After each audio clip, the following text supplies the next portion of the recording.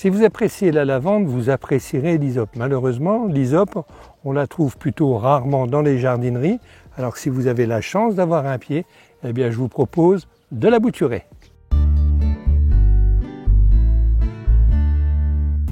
Vous allez me dire quel est le rapport entre l'hysope et la lavande. Eh bien ce sont des plantes de même famille qui ont la particularité d'apprécier un sol drainé, le soleil, là où rien ne pousse, eh bien l'hysope pousse. C'est une plante vivace et qui résiste au gel.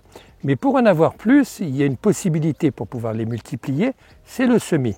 Le semis est délicat, on a déjà récolté des graines, je vous ai déjà expliqué comment récolter des graines.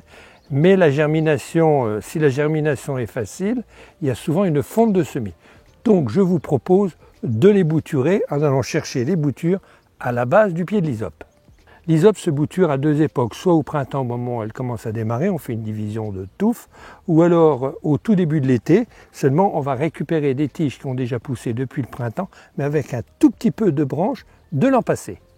Alors pour réaliser la multiplication de l'hysope, il me faut une branche principale, c'est celle de l'année dernière, et je vais la découper en petits morceaux grâce à un sécateur. Alors maintenant on va passer à l'habillage, donc ça c'est simple, on va les couper à 5 cm par rapport à la branche principale. Donc voilà ce qu'on obtient, des boutures avec une partie légèrement lignifiée, en fait ce sont les branches de l'an passé, ce qui va nous faciliter la reprise et surtout l'enracinement.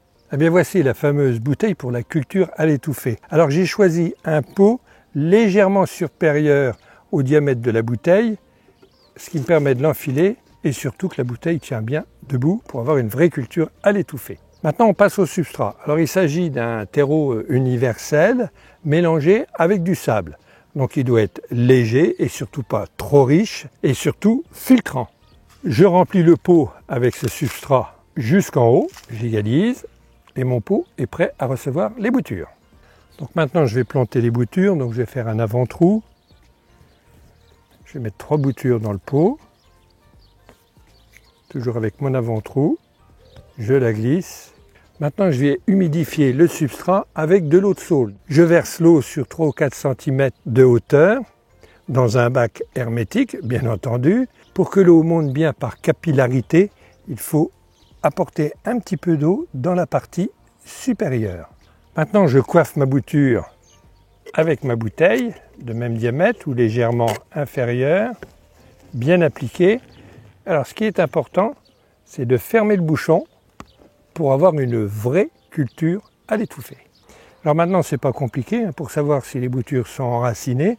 Lorsqu'elles vont commencer à se développer à l'intérieur de la bouteille, on ouvre le bouchon et ensuite, au bout de 15 jours, 3 semaines, on la retire et à l'automne, on la plantera dans un carré de potager.